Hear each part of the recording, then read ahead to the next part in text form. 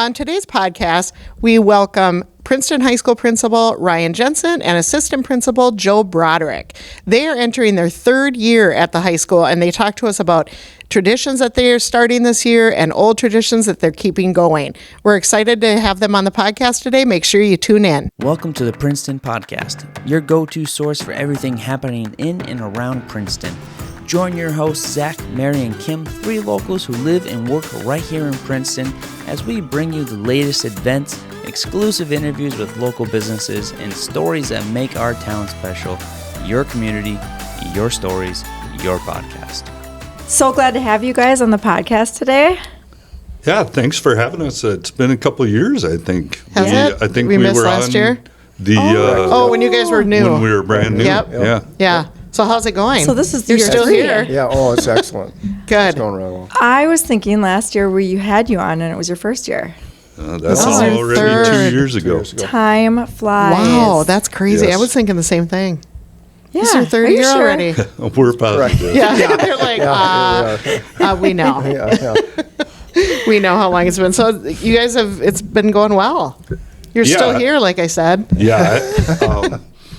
I think probably on that podcast, I probably talked about how excited I was to be living and working in the same district again. And I know Joe was excited about shortening his commute. Yeah. And it's worked out really well for both of us. I think we knew each other before, but not real well. And now we know each other, I think, really well and complement each other really well, I feel.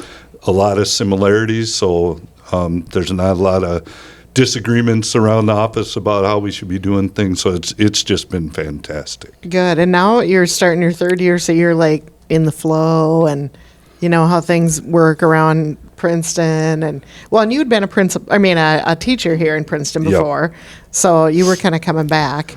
Yep, and I agree. I mean, it's that first year is a lot of kind of learning because I told people when they asked me how it was to be back, I said it's kind of weird because everything looks the same, but nothing is the same. Right. So you're learning, and then last year was a little bit more of, okay, we kind of know what's going on, but now I think, You feel good about year it. number 3, it's going to be a little more of, okay, we're real solid here. We need to make some improvements there. Yeah. And we'll focus quite a bit on that.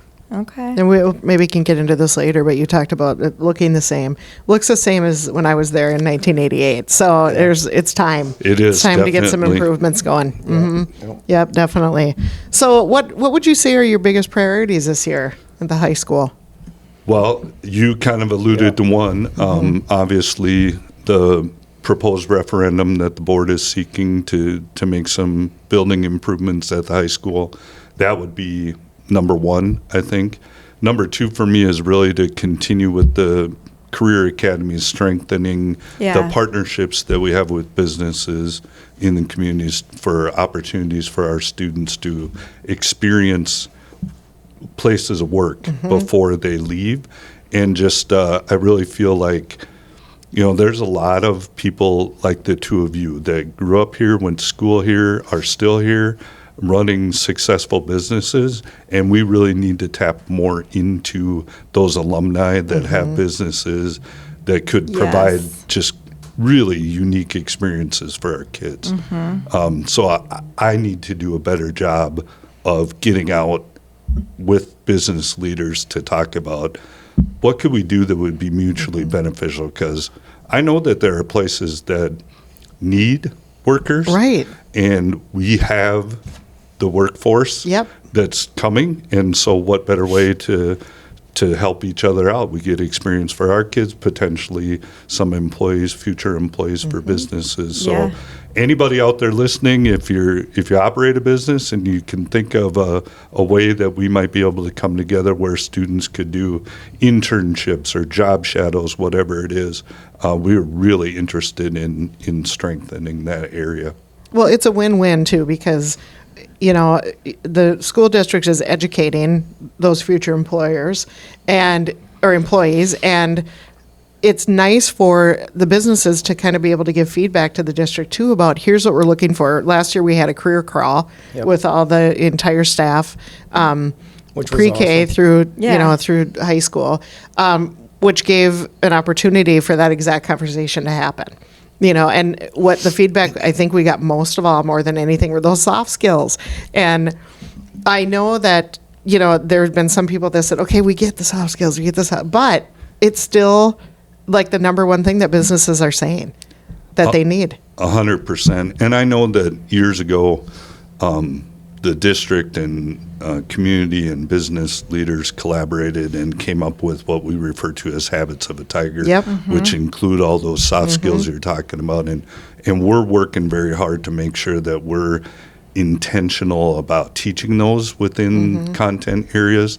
So we ask our teachers to kind of map out where are you not just mentioning these things, but actually explicitly teaching them and kind of testing kids on these skills. Where in the curriculum does that occur?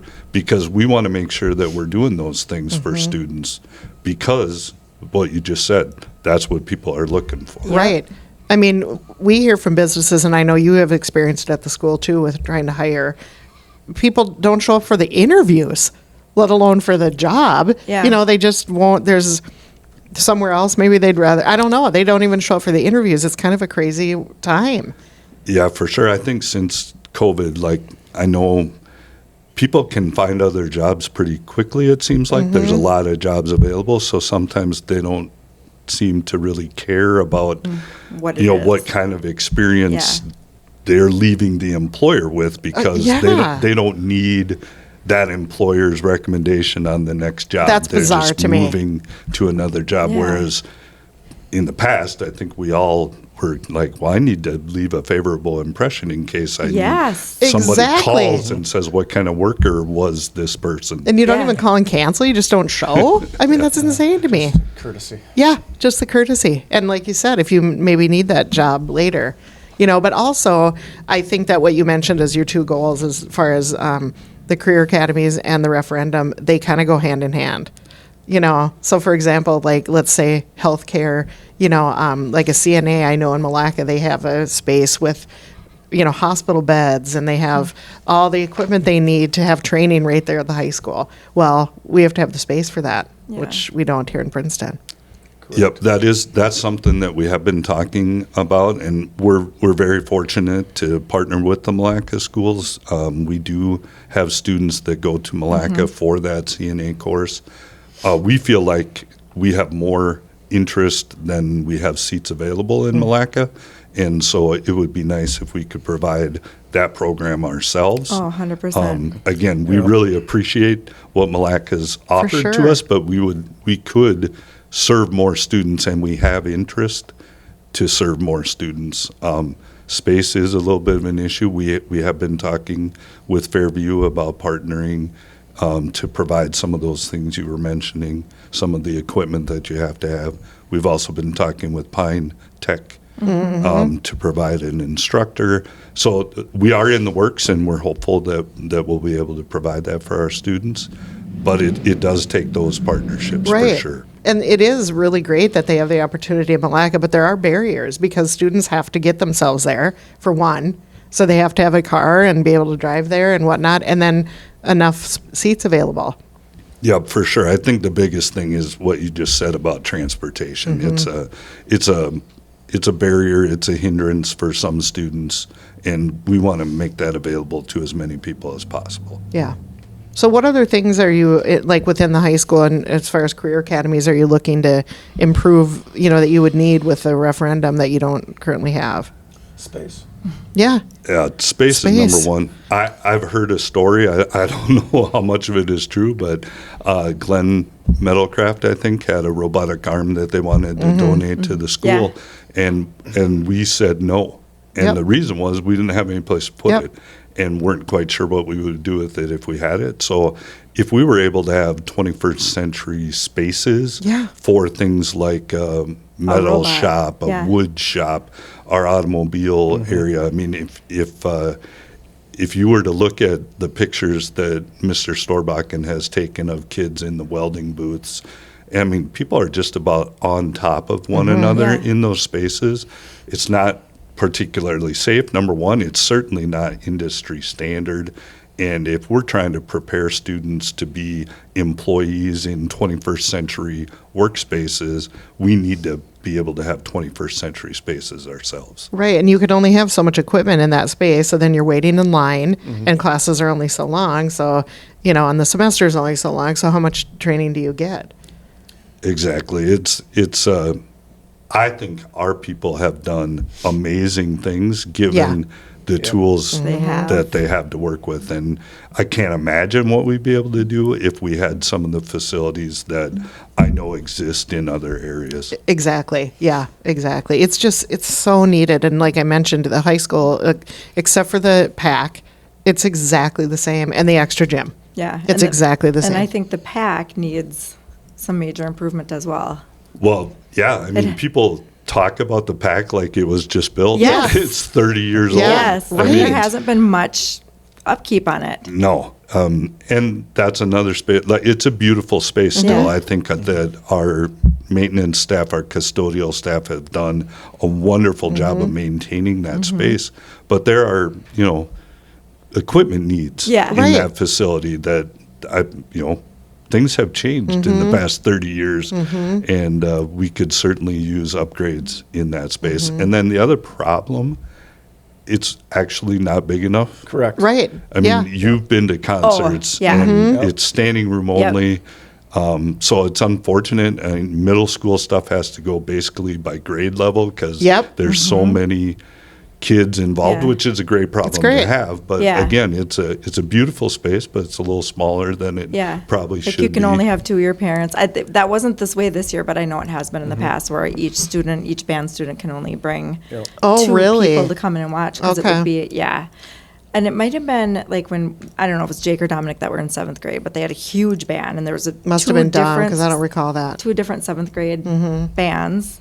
So, Grandma and Grandpa couldn't come watch or whatever that was. It speaks well to the programs and the families for wanting to be engaged and go to those. But that was an eye opener to me when it's standing room only, and when you're in there by yourself, looks like we got plenty. It's of huge. space. It seems huge, but it's not. And then the musical is also extremely popular. The fall musical, so that's another thing. And you want to be able to. That's a huge community event that members of the community want to come, and you want people to be able to go into it, and not be crammed in there, and it's, you want it to be a good experience, exactly, and a comfortable experience. Yep, exactly. The high school is the place where most people in our community are going between games and concerts, and so that's the building that needs the most help right now. For sure. I wish it would just be a brand new, everything, a rebuild, because it's been since, didn't Dad play there before there was the walls around where it was just I believe the that where the part of the library, there's a gym floor under there. That was the gym. And that's where he played, Yes, which is way long ago, and then then it was added the outside, and it just keeps getting, none of it matches. It's kind of a Frankenstein building now, and there's always issues with heating and cooling when you're adding systems on. So, I mean, even in the mid-'90s when the PAC was added and I was a fairly new teacher, I remember we had lots of issues with trying to have a consistent level of heating or cooling in the building. And here we are 30 years later, we still have those same issues. And the thing is regardless of what the referendum is for, it's just, it's not going to ever be enough, because even the classrooms are, none of them have windows. It's just like the concrete, small classroom. Those aren't, I don't think, the industry standard either of what the classroom size is supposed to be. No, not at all. And that was something I was going to bring up. You mentioned that the high school is a place where a lot of the community goes, and that's absolutely true. But typically it's the gym. Right. It's or not the swimming pool. But that classroom area that is really unchanged since it was built. It is not, in most places, up to industry standard for size of classrooms, and that's something that the referendum would try to address in what we refer to as the core of the building upstairs, where most students have classes. There would be a remodel of classrooms up there to try to bring spaces to a more normal that size would be incredible. That would be. And just a better learning environment. Absolutely. For the students. Yep. And the way kids learn today is different from the way I learned, back in that same exact classroom, We tried to make a video just to kind of show people what it's like in between class periods. And I had a couple that are former graduates, and one asked me, I don't remember it being that big a deal in the hallways. And I said, I think when you're there and you're in it, you don't know any different. Yeah. Mm-hmm. But when you have the opportunity to be other places, see other things, and then you're back in it, it is amazing to me how well behaved our kids are in those spaces. Because you think about like the state fair. They're full, When you go to the state fair and there's just a crush of people and you're trying to cross Dan Patch Avenue or whatever, and you're just kind of like, I just need to get out of here because there's too many people. Yes. That's the hallway in the high school every single day. And some people handle that better than others, right? Yeah. And so and how about the stairwells? Exactly. Narrow. The stairwells are so narrow. Narrow and dark. I mean, I kind of remember them as being dark. Not a lot of natural light. Yeah, no, not at all within that core of the high school. Yeah. Yeah, and then when you're talking about probably about 950 students. Right. All moving at the same time. Yeah. Yeah. Speaking of students, is the freshman class huge this year? That's a good question. I don't know that answer. Okay. Sorry. No, but sports for freshman classes, I've talked to the other coaches, and they're like, we had 31 freshmen sign up for volleyball, and that's the most freshmen we've ever had. And I know Jason Senny was saying he had a big class. Yep. I'm not sure about football, but I'm like, is this class just huge, or are they just really active? Yeah. Well, I hope they're really active. Yeah. Yeah. Because, Agreed. I mean, we were just at a meeting this morning, Sherburne County Safe Schools meeting, where they talked about working with students, whether it's children's mental health or otherwise, but just having kids have connections at school. And we talk to students and families about that all the time. The research will tell you the more connected a student is to school, the more successful they'll be at school. And so it's great that we have a lot of freshmen that are involved in activities, because typically that means more success in school. Yeah. Well, that kind of leads into my next question about mental health is such a huge thing. Again, if I go back to when I was in high school, it was never talked about. It just wasn't a thing. It wasn't. It was there. Yeah, for sure it was. And so what kind of strategies does a high school have in place to help students and give resources, and to staff as well? Yeah, so everything you just said, I would absolutely agree with. I think that we're much more ready to talk about now than when you were in school, when I was in school. Yeah.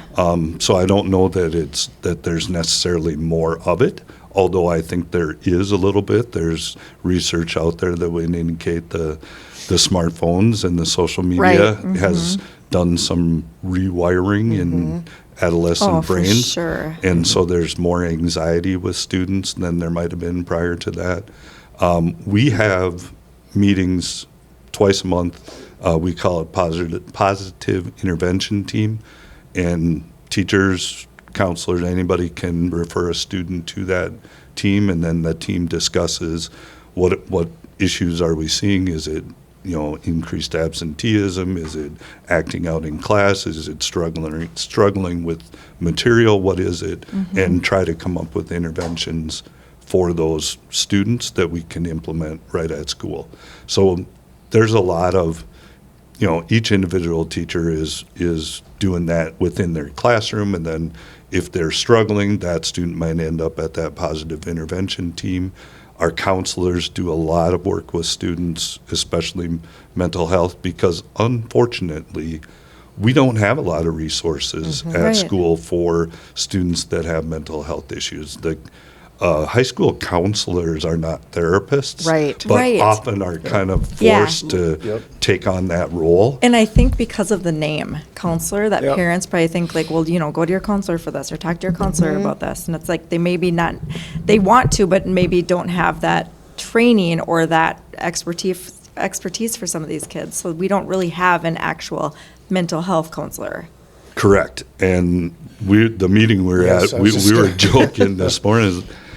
people, there are other schools, so all the Sherburne County school districts were in attendance. And just hearing some other places talk about some of the people that they have, well, our social worker will deal with this, and we looked at each other.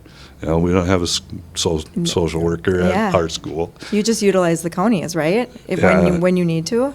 If we can. Yeah. But that was the other thing they talked about. They talked about the dwindling resources within the county. Okay. If you have severe cases, there are sometimes out-of-home placements for children. Mm-hmm. But they talked about at least 2 facilities that are closed that used to be available.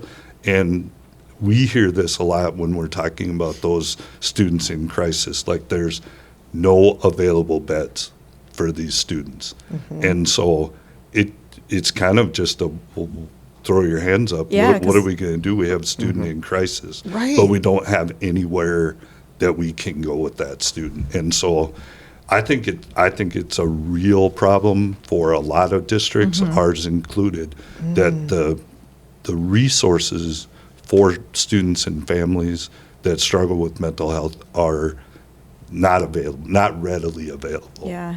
And I think the hard part about that is, when we talk about when we were in high school to now, is that I think it's more normalized now that you have, depression or anxiety or whatever. And the kids, it's normal to all the kids now. So now they're like, I want help. Yep. Like, where can I go? Yep. Whereas, 20, 30 years ago, it was just like, I do not, I'm fine. Well, so do you have places like there are counseling, or there are therapists in Princeton? There's clinics and places with therapists.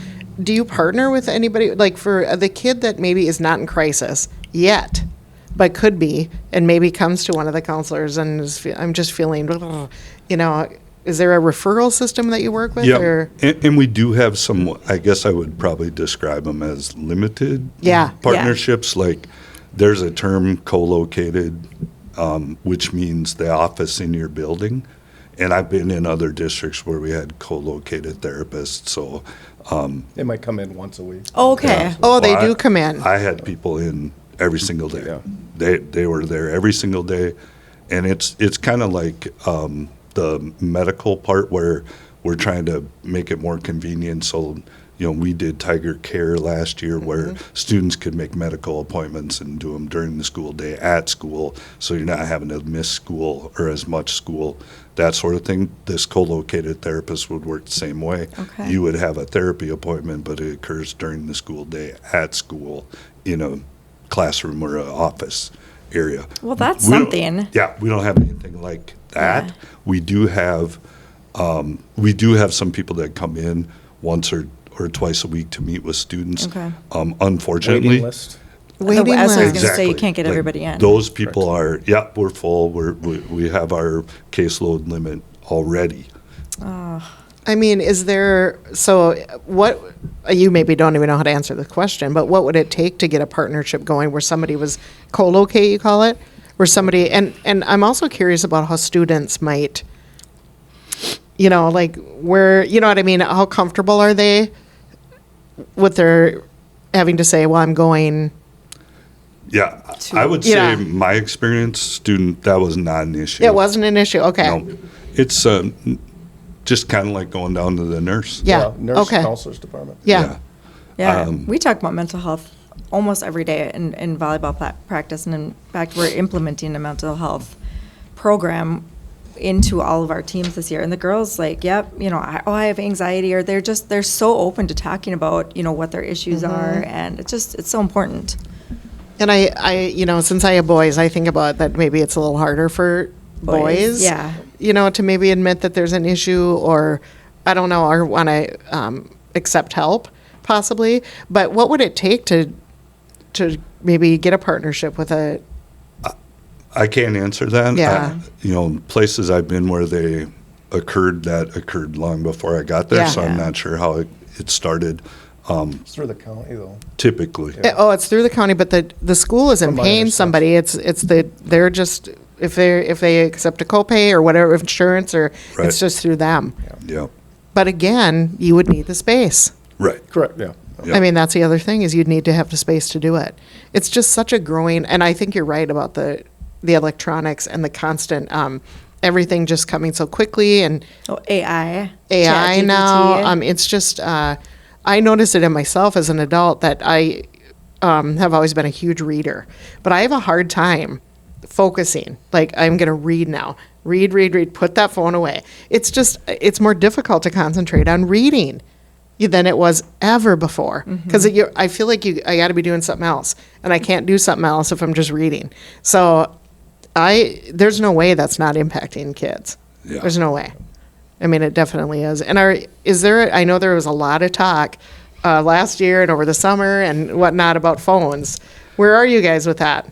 And it's funny that you bring that up because last year was like everybody was talking about cell phones. And I'll be honest with you, the cell phone thing, I'm not interested personally in banning cell phones. Like I feel like that can't be the approach because cell phones are a thing. Like we're not going to make cell phones go away. Right. And then we're creating some unnecessary battles with students and in some cases parents over something that like it's a kind of a fact of life, right? Yeah. And so I've been much more laissez-faire about cell phones. Like teachers can handle it in their classrooms the way they want to. And last year we had a team, our ninth grade teachers met regularly to talk about ninth grade students. And that team decided that they wanted a little bit more control over the cell phones. And so they all got little cell phone holder boxes with slots for cell phones. And so they asked students, when you enter the room, put your cell phone in the box. Yep. That's perfect. And then at the end of class, you pick them up and go to the next class.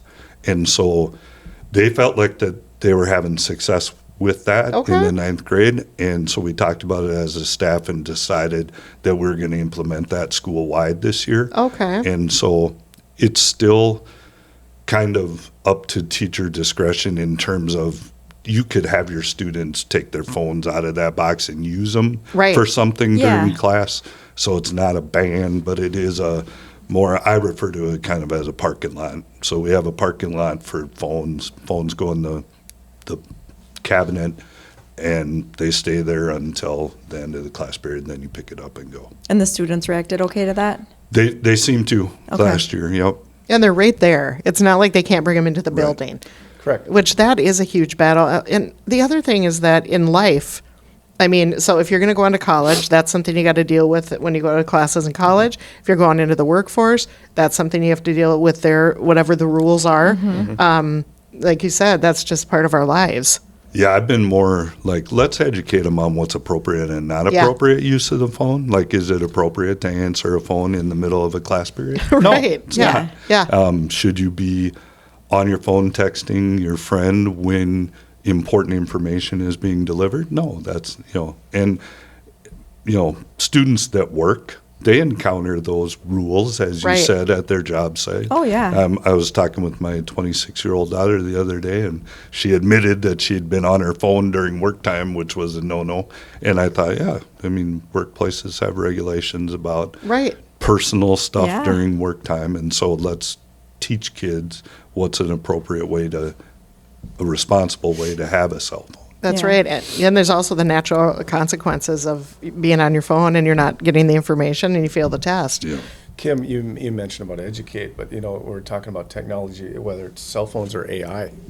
All those things none of these things that we're talking about are going to go away. Right. So it's better to be proactive and educate with cell phones or AI than trying to dismiss it altogether.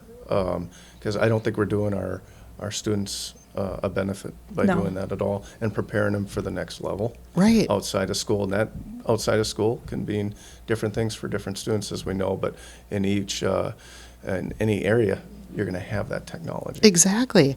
So. And speaking of AI, I see articles all the time about this where a student has been kicked out of college because they were, according to the software that the teacher's using, it appears that they use AI when they didn't, or students clearly using AI in their papers. I mean, that is such, I'm so glad I'm not teaching, because that would be such a nightmare to have to deal with that. So what are you guys doing about that? Well, we talk often about creating learning opportunities for students where it's not something like that could be done. I'll go to math instead of writing. Math homework. How's that work being done? Like, do we know?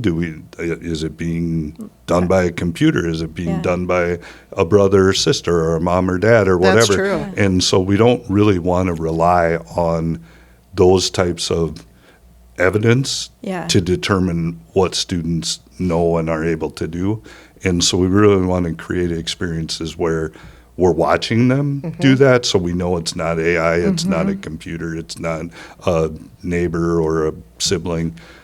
So that's kind of what we talk about. And the other part is we talk about same kind of thing with cell phones. You're probably using ChatGPT in your professional lives. Yeah, definitely. Yep. So is it a evil? No, it's a tool. It's not a tool to replace your own original thought or your own original work, but it could enhance it. We talk about, okay, I need to send this communication out, run it through ChatGPT and say, I want to send it like this, but make it sound more professional, more positive, or whatever. Yes. And so you get something back and you go, oh, hey, that's a good idea. I could say it like that. Yeah. And so you might rework what you previously had. Yeah. So I think it's just teaching kids what's a responsible way to use AI, because as Joe said, it's not going away. Yeah. It's probably only going to get more and more powerful. Right. And so really, it's going to be more about how do we use this in our work lives, because it's going to be part of people's work lives. It is.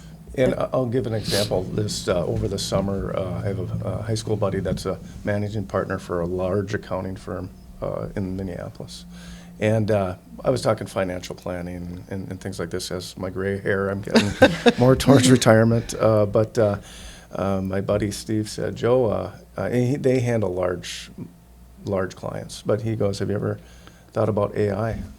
I'm like, what? And so he, the next day, he sent me a whole list of things from someone in his department, in his firm, that department is just AI. Within that, business, and had a whole list of things for me that I can use and leverage AI for with my financial planning. What? And it's just almost, after seeing that and reading that, it's just like AI is almost endless. Yeah. Yes. It's just like, it was just like I was awestruck. Wow. And my buddy Steve said, Joe, anytime you want to sit down and I can walk you through this. But we'll use AI. Yeah, I mean, that's incredible. Like Ryan said, it's something that's not going to go away, and I think it's like, we all had big, our 7 textbooks that we had to carry around with us, and now there's not. That's why we use lockers. Yes, they're heavy. Kids don't really use those anymore. Yes, but there's not so much of textbooks anymore, and then when things shifted over to computer, and everyone was like, no, keep them off that stuff, but now here we are. Everyone has it, and that's what I feel like with AI. It's going to be something that it's going to be normal. Yeah, and it may not replace a financial planner, but it can give you a lot of information. Right. Helpful information. Yes. I went to a conference last year where they said, learn about AI and use it before it takes over the world. Yeah, because it is going to get more and more powerful. So it's kind of a battle, just like the cell phones. It's just something that we got to, and then, I think you hear the AI voices now, you can recognize those and stuff pretty easily. And I just read an article where people are already kind of tiring of that.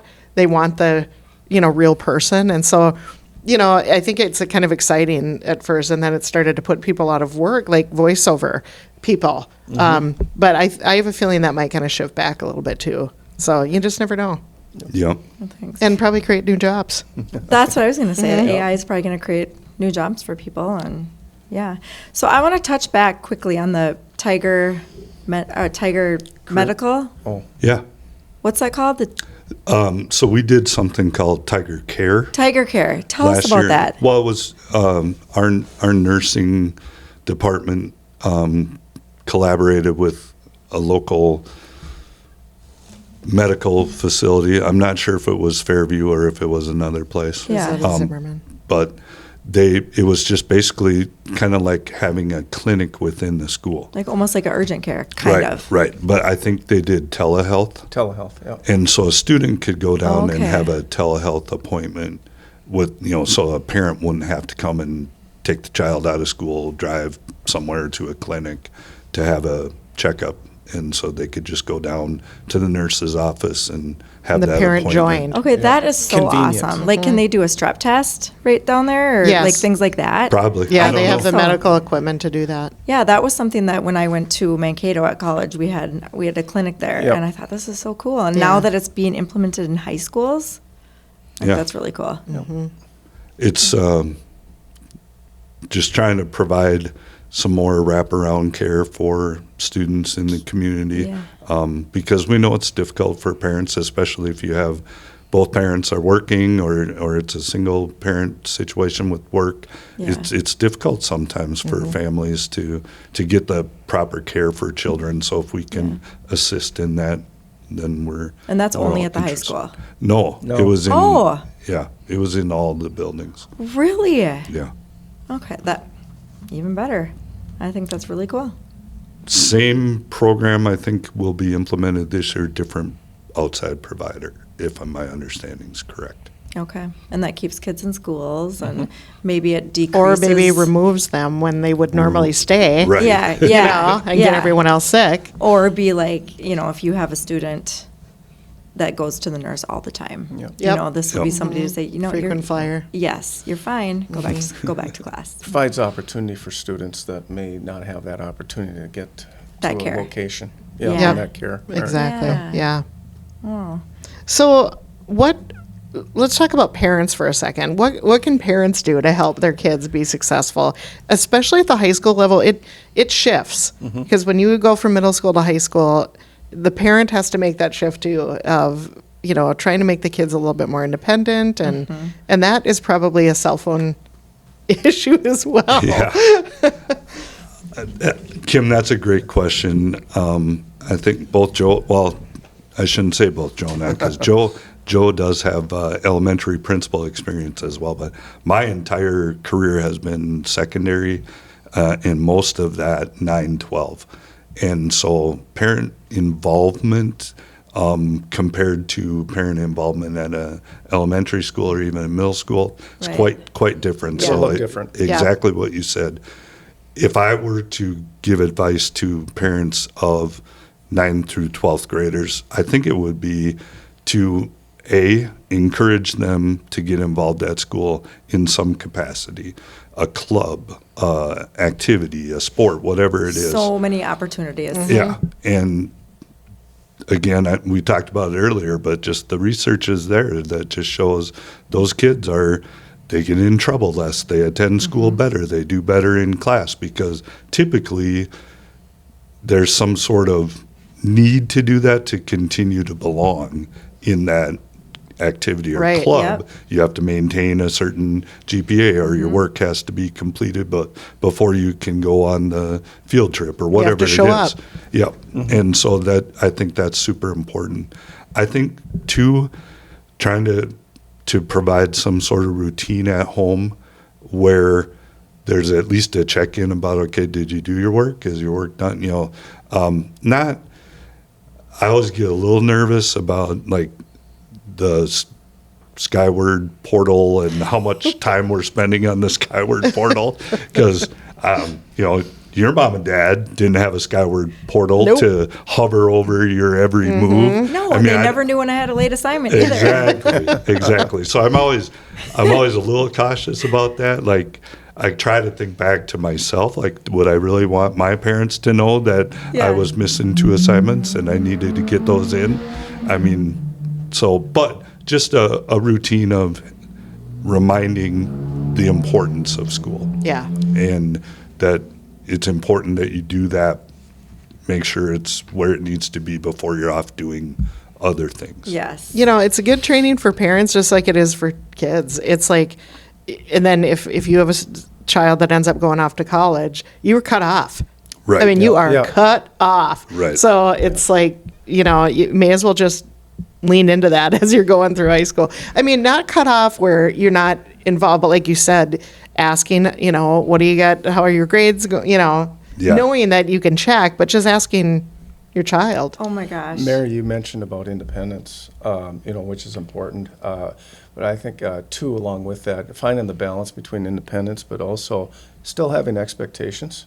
Right. Those expectations of whether it's being on time to school, because everything that we do, we build good habits or bad habits, and that relate to outside the four walls of the school. Right. On the workforce and things like that. And then with more independence, as we all know, as we get older, there comes more responsibility. Yep. And so we got to be able to handle that. And the consequences are more harsh as you get as out of high older. school. Yeah, so absolutely. Yeah. So Absolutely. Learn now. Yeah. And the other thing too is that accountability too, and involvement. And when I taught a million years ago high school conferences, I always thought the parents of the students that, they're doing great. I don't really have anything to say. I mean, keep up the good work. Those parents that you really wanted to see of students that were struggling are the ones that we never saw. So that's another thing, is just to get involved that way, get to know the teachers, and how is there any issues? Are there any mental health things maybe going on that the teachers notice that maybe the child hasn't shared with the parent? Or And we're all wanting the same thing. We all want the child to succeed and be happy and healthy. Yep. End goal's the same. Yep. I think you bring up a good point about things like parent-teacher conferences, but I was going to say it's kind of like probably, Mary, what you want from your volleyball parents, and that's just to support your student. Right. Yep. And I don't mean like sometimes we encounter situations where we're trying to provide a consequence to a student and a parent is supporting their child against what we're trying to do. Yep. Not talking about that kind That of doesn't support. happen. Right. I'm talking about the kind of wouldn't support sound right. where you're there to help them emotionally, to let them know that it's okay to struggle and that they'll get through it, Yep. and that you're there to help them do that. And absolutely, I think there is a correlation between, you say, and I've seen the exact same thing. I see the parents of the students that are doing well at conferences and sometimes did not see the parents of the students who were not. I think there's a correlation there. Yeah. That I would say the same. parents that demonstrate an interest and, then, as Joe said, an expectation around school typically have students that meet those expectations. Exactly. Yeah.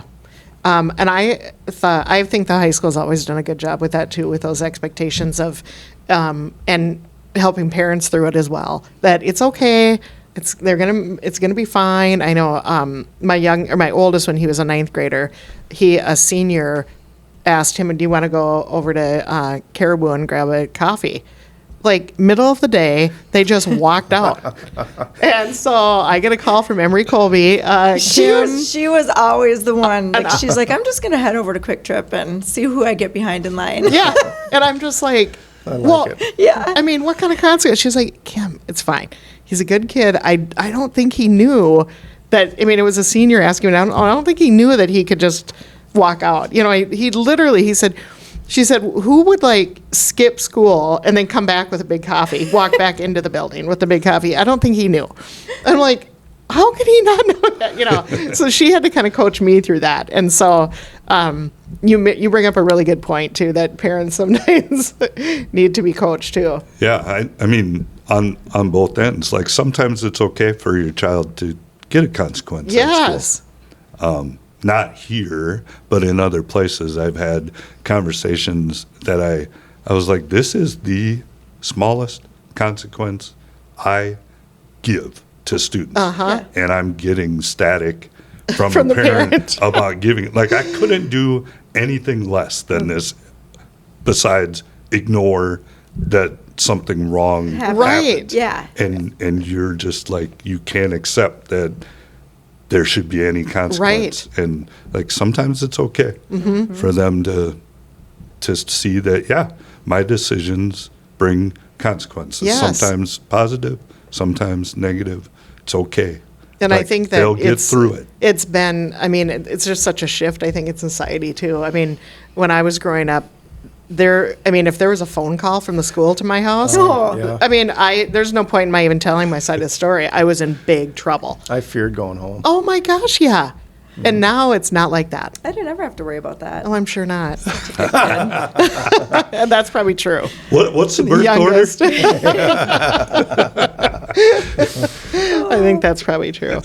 Well, should we take a quick break here? Yes. Okay. Yep. And then we'll come back for after the commercial. When you choose Crystal Cabinetry, two things stand out: the beautiful, lasting finish and the strong, detailed construction. From shaping each piece of wood to adding the final touches on the doors to carefully assembling each cabinet, their skilled team uses modern tools and craftsmanship to create cabinets that are durable and built to last. Crystal Cabinet Works, a fine name in cabinetry. All right, so let's change the tune and talk about some fun stuff. So back to school is happening. What are some traditions that you guys love looking forward to, or new traditions maybe you want to start? Ryan and I already chatted about this question because you sent the questions out. Yeah. I don't know if I personally have a tradition, but one thing I always look forward to with back to school week is seeing the staff. As everybody starts getting in the building, they're your work family. Yeah, right. To be honest, and they're great people, and just hearing about how their summers went and stuff like that, and seeing them back for me, it's exciting. And then when the students come back, it's a whole different level of energy and excitement. It's different. You can't replicate that. Right. And it's awesome. And you guys do the where the ninth graders are going to go on day one, and then Correct. everybody else comes back, which that wasn't a thing when I was in high school, and I think that's so cool. Yeah, the LINK program that we have at the high school is just phenomenal, and I keep talking to those leaders about how we can get that to continue beyond just the first day. It's awesome that we have junior and senior LINK leaders that each get a crew of freshmen to take around on that first day, but how can we keep them connected throughout the year so that those freshmen have that upper class person that they can go to. Check it in with them. Yeah.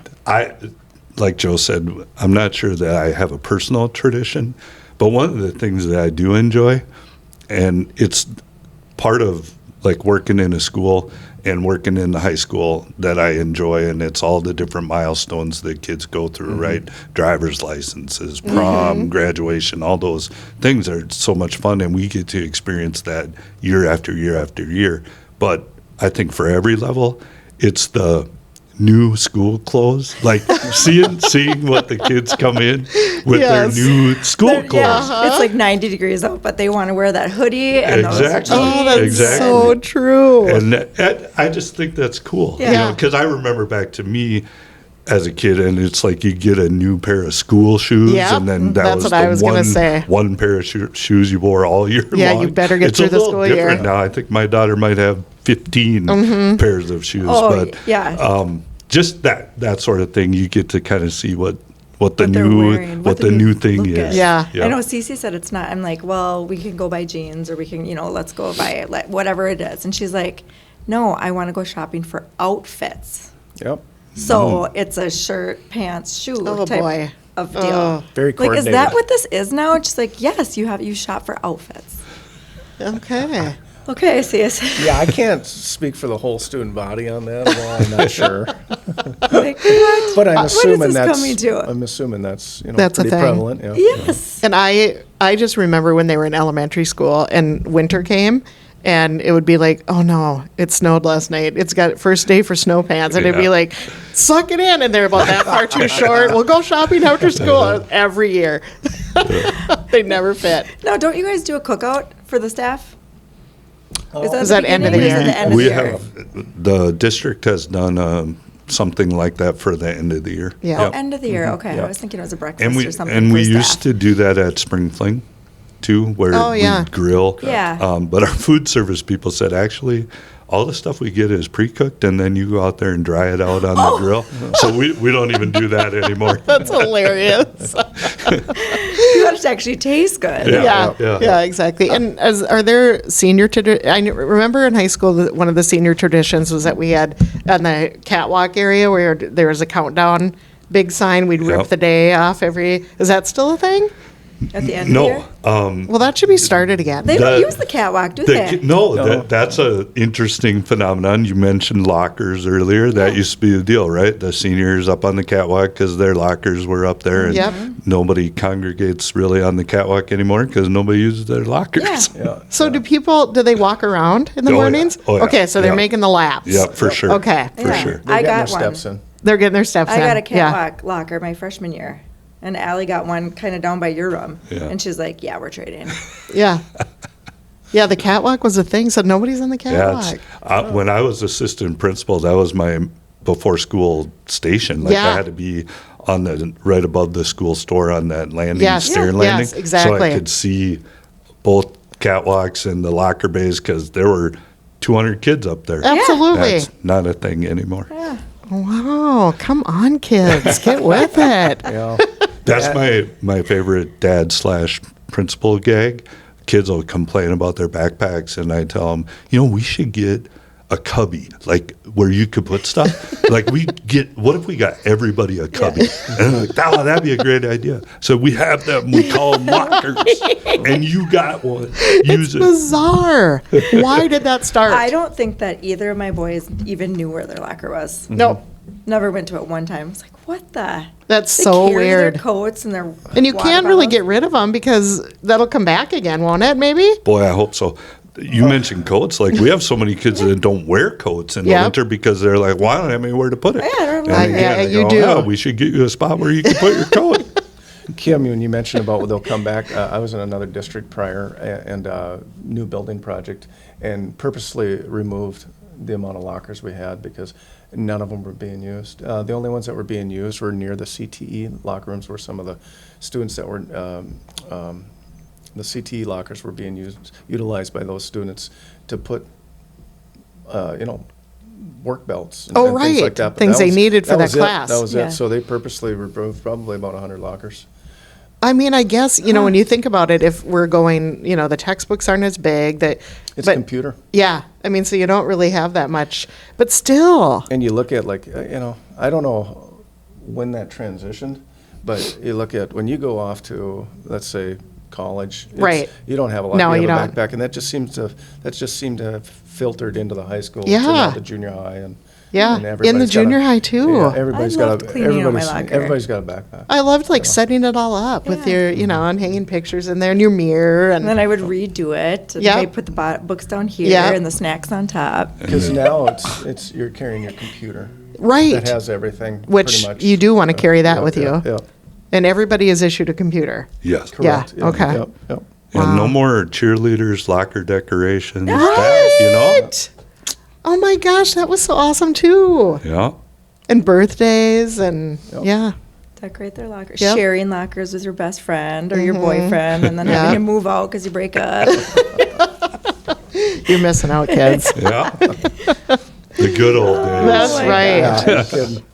So, we kind of talked about your favorite first day of school memory because you guys both kind of talked about new clothes, seeing staff, that kind of thing. So, I guess going back up to a different question, what would you say you're most proud of students in the high school? What's a sense of pride that you always have of them? I'll jump in here, but I think our student body is exceptional. I'm out in the hallway and I'm the assistant principal and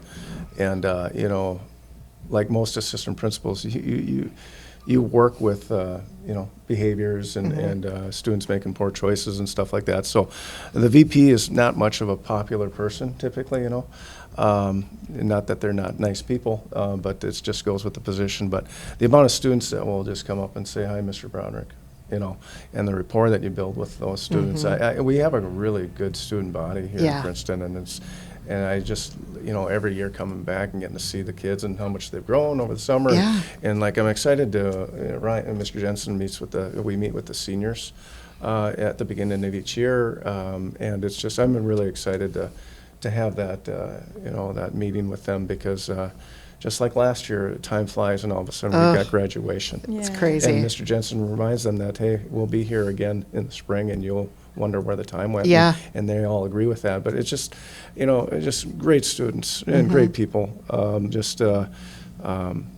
They make our day more than we could ever make theirs, I think. Yeah, and high school kids get a bad rap sometimes. And they're great people. I just, Absolutely. Yeah. Absolutely. I agree. They're so fun, and we do have such nice students. And, And you two do an exceptional job. Yep. I go to the high school, in the fall every single day, and you're always out of your offices. Yep. Almost all the time. I see you standing talking to students or during passing time. And so you make that connection with them, and I think that gains respect from them, that they respect you. And I think you guys do great. Yeah. It's a great staff, too. Yep, absolutely. Yeah, I would say we have the best staff, too. Great people. The teachers, through all my kids, I just had such great teachers throughout their years in Princeton, and it's pretty cool. Yeah, I think I would echo what Joe said, and I would just say that and this isn't something that, we did, but just the climate and the culture in the high school are really good. I'm really proud of that. It's not perfect. Can it improve? Certainly. Yeah. We still encounter issues with students, and we're trying to work with kids. One of the part of the mission of Princeton Public Schools is to have a place where all students feel a sense of belonging and free from discrimination and racism, and that's what we're trying to work on. We still have some kids that maybe don't feel like they belong. We still have instances of discrimination and racism, so we're trying to work with students on speaking up to their peers when we have those situations, that it's not always going to be the adults in the building that get us to a place where we don't have that. It's going to be a collective effort for all of us. Yes. And I've said to the student council, to other groups, that I believe that we have more students in our student body that want a place where everybody feels that way than we have students that might be making discriminatory or racist comments. And so we just need to show that the majority of people here want this place to be this way, not that way. And that takes the community and parents' effort too. For sure. There's a lot of that's just coming from generation after generation into the schools, and so we all have to work together on that, I believe, as a community. But by and large, I think the climate and the culture is really good. I think when people walk in the building, they get that sense of generally people here like each other. Yep. And it's a welcoming feeling, I think. You get welcomed by somebody. Yep. There's I always agree. somebody there. Yep, you do a really nice job at that. Yeah. Yep. All right, should we head into lightning round? Yeah, let's do it. Rapid right. fire. Rapid fire at the same time. Super easy questions, but okay. Coffee or tea on the first day of school? Coffee. Favorite school lunch item? Ooh. Go ahead. I'm going Princeton on the bit. Italian Dunkers. Yes, that was mine. Italian Dunkers? What even are those? It's basically garlic cheese bread with sauce. That was my middle school favorite lunch. I don't eat the school lunch anymore. I haven't for years, but my favorite when I did, Tannertown hot dish, hands down. Okay, so now the schools are making all these like casseroles and stuff, like cheesy chicken, or I'm like, what? We had some fantastic menu items that were debuted last year. Yeah. That tempted me to break my habit of the not kids eating love school lunch. Tater tot hot dish, yum. I used to have that in, years ago in a district. And the lunch lady liked me, and she gave me extra. And I'm like, thank you. Yes. Do they still make the rectangular pizza? The rectangular pizza. I forgot about that. Occasionally, much more often, we have real large triangular pieces. Okay. But occasionally you get the rectangular. Because the rectangular, Yeah. they That just was fit the best. perfect Yes. right there. Yeah. Yeah. Friday's the pizza, and there's a large line for that. Yeah. Yeah, Dominic loves the school lunches. Like, Yeah. loves They are them. good. They're great. I mean, not that I eat them a lot or at all, but compared to what what it us used to. growing Yeah. up. Oh, yeah. I was like, wow. Well, Yeah. I paid for double lunches almost daily. Yeah, So I used he to do the liked same. them. Yes. All right, last one. Orange and black forever, or does another school color secretly tempt you? Tell the truth. No, nothing secretly tempts me out of and I've been to a variety of districts. Yeah. No, orange and black is great. What about your Yeah, high what school? was mine at Ryan? What colors? Purple and gold. Ooh, that's pretty good. Oh, I too. love that. Vikings, Lakers. Yeah. Yeah. But no, orange and black is great. All right. Yeah, orange and black forever. All right. Yep. Go Tigers. Good Yep, answer. Go Tigers. Yeah. Absolutely. Well, thank All you right. guys so much for being here. I know you have a really busy week and a very busy day today, so we appreciate you guys being here. Yeah, Thanks for having us. Yeah, absolutely. So until next time, this is Kim and Mary signing off. This is Princeton. Stay here, play here.